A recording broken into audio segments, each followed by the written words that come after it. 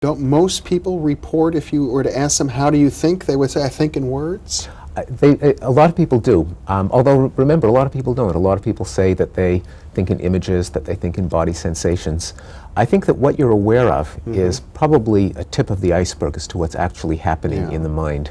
And words are the things that we can talk to each other about. I mean, how am I going to tell you what I'm thinking unless I use words? Yes. And so the thing that's going to be uppermost in my mind, if I'm trying to convey to you how I think, are going to be things like the vocalizations, the auditory imagery of words. And that's what we notice, although I don't think that's where the real heart of the matter is in thought processes. I think that's just the part that's most accessible to us. In other words, it's a consequence of the accident that we were born with mouths instead of multimedia projector systems. Exactly. We use our mental imagery of words, I think, to as one extra, almost like a piece of paper that we jot down a phone number to remember it.